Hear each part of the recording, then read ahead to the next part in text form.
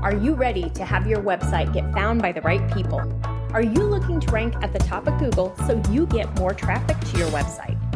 Are you ready to learn how to use SEO and content marketing to grow your organic traffic? If so, you are in the right place, my friend. Welcome to the Simple SEO Content Podcast. Hi, and welcome back to the Simple SEO Podcast. Today, I want to jump in and talk about something that I've gotten a ton of questions on recently, and that is, how can you use ChatGPT to do SEO for you? Can it? So let's talk about it for a minute. I know in the past I've said we're not using it to do our SEO. However, it's getting better. It's able to do some things. So let's talk about what it can and can't do, because honestly, it can speed things up for you and it can help with a lot. It just can't do everything for you. And you still need to really understand how SEO works and how Google works and AI SEO and all of that to make sure that what you're getting is correct. So can you use it for SEO? Absolutely. You can. You can use it as a tool. In fact, I've created a custom chatbot, a custom GPT that my students are now using to help them work their way through my course faster and start implementing SEO on their website. So what it can really do help you in many, many ways. There are some limitations. There are some things that you're going to want to make sure you don't have ChatGPT do, even if it tells you it can, because it can't.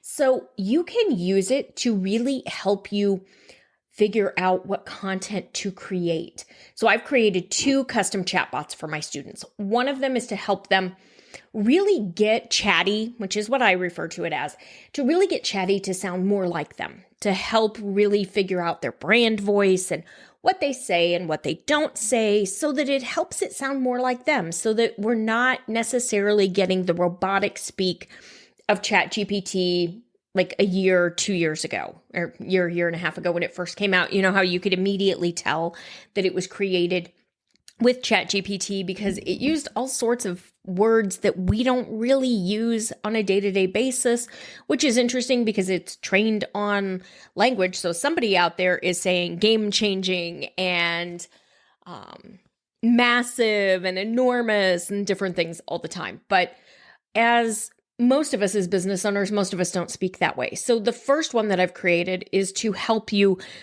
really figure out how to make ChatGPT sound more like you, how to identify who your ideal customer is, what questions they have, what they need, all of that. Because when we're creating content, it's really important that we're thinking about who are we creating it for and how do we help them and what information do they need. So that's the first thing. So yes, you can use ChatGPT to help you create content.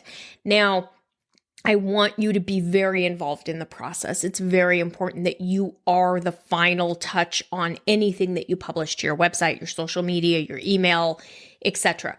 But you can use Chatty to help you brainstorm ideas. If you're new to blogging and you're trying to figure out what your content topics are, what pillars you should be covering, you can have Chatty help you to brainstorm that. That's what one of my custom GPTs does for my students, is help them figure out, what would my ideal customer be interested in? What topics would make sense? And then brainstorm topics. So you can do that. You can use it from a content standpoint. You can ask it to give you a list of ideas that you could potentially write about for your ideal customer. You can use it to outline a post, to tell you what you should write about, what you should include. You can use it to help you understand how to potentially outrank a competitor. Let's say that you have a page, you have a website blog or a website page that's ranking in position 2, and your competitor is ranking in position 1, and you want to understand why they're ranking higher than you. You can actually ask ChatGPT to take a look at it and to give you guidance and feedback and let you know why that one is ranking higher than yours. So that's one of the things that I've trained my custom GPT to do for my students, is to look at that page and say, hey, why are they ranking higher than me? What do I need to add in? How do I change this to have a better chance of ranking? You can ask it to give you an outline for a blog post. You can ask it to even give you a draft. Now, I am going to caution you, I don't want you to have ChatGPT actually write your final blog post for you. I want you to be involved in this. And it's very important because remember, everything that's coming out of ChatGPT is information that's already out there in the world. It's not new. It's not unique. You need to make it new and unique and special for you and for your audience. And remember, Google wants you to Google's going to grade you based on a system, your experience, your expertise, your authority, and your trust. So we need to show Google how you are different, how you have this experience, you have this expertise by adding in those anecdotes, those case studies, those stories, all those things that make you you and unique and make your content unique. That's something ChatGPT cannot do for you. And when I say chatty, I mean, you can substitute Claude, you can substitute whichever one you're wanting to use, whichever one you prefer, but it's the same thing. Make sure that you are involved in the process as well.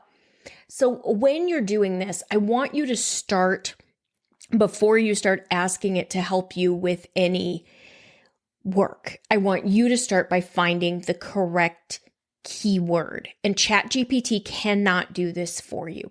And it will tell you, it will eagerly tell you, unless you're one of my students and you're using the SEO assistant that I built for you, which is trained to tell you, I can't do that. I can help you with ideas.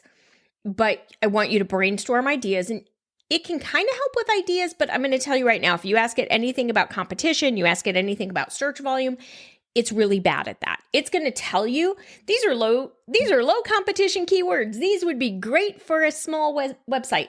And then it's going to recommend something like lamps. So don't use it for keyword research. It's not that. But you can brainstorm.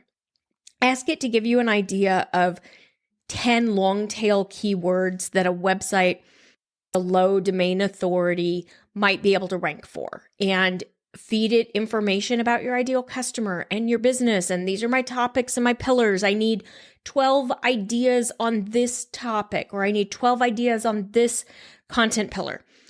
Tell it what keywords you want it to use ideally. If you don't know what keywords you're going after, ask it to help you brainstorm a list of keywords. Let it know who your ideal customer is, what you want to talk about, what your content pillars are, etc.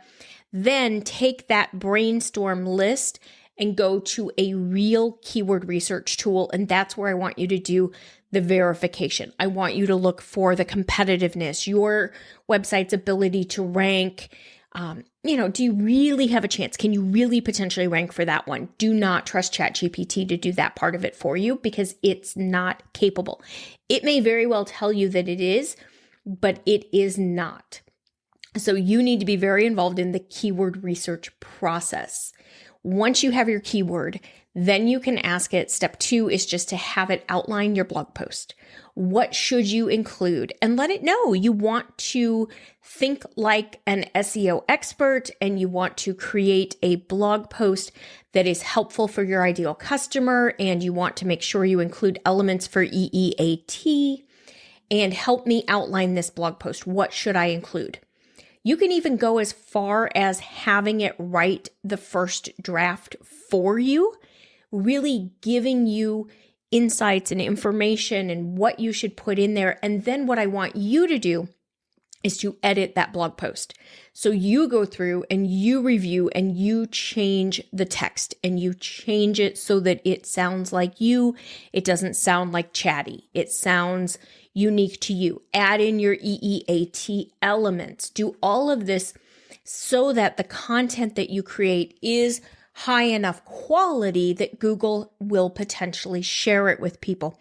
If you just simply post the content the way it comes out of ChatGPT, Google considers that AI spam content, and they are not going to rank you high for it because there's no real value or benefit. So make sure that you're taking that draft and you're editing it. Then you want to optimize your blog post. So once you have it, it's edited, you're happy with it, you can tell ChatGPT what keyword to use, and ask it to write a title tag and a meta description that follow SEO best practices. You may need to let it know that you want your title tag to be less than 60 characters and you want your meta description to be less than 160 characters.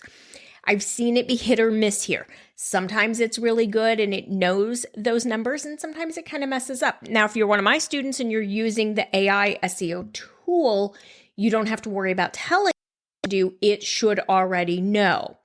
So now it can write your title tag and your meta description, which is going to save you time. It's going to make it easier for you to rank on Google with this new content piece, and you don't have to worry about being the one to rank it. You can also ask ChatGPT to look at your finalized blog post once you've done your editing, you've added in your EEAT elements, you have your title tag and your meta description. You can actually ask it to take a look at your blog post and let you know if there's something else you should add to increase your chances of ranking for this particular keyword. There's so much you can do with it. It's a really powerful tool if you use it the right way. So from an AI standpoint, it can do about 75% of the work for you today, creating your blog post, creating your content for your website.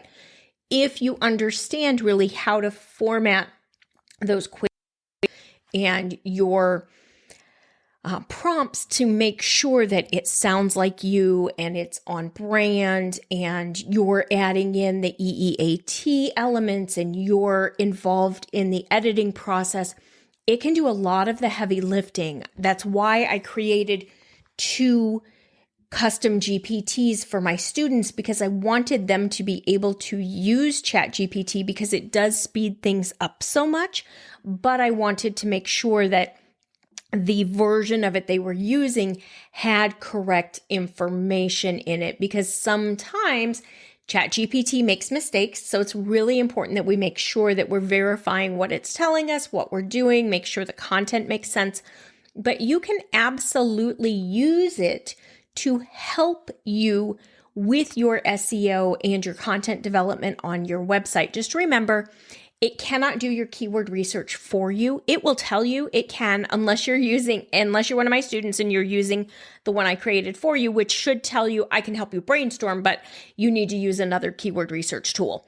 So I want you to really remember that it's not good at keyword research, but it can absolutely help you with your content pillars, your topics, blog post titles. It can help you brainstorm email subject line, weekly email. It can help you do so many things to speed up the process.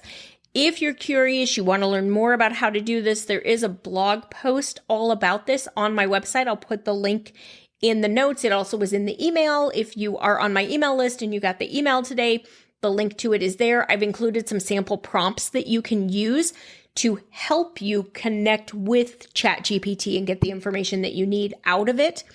And if you want access to my custom GPTs, join me in Simple SEO Content and you will have access to those so that you know that what it's doing is correct.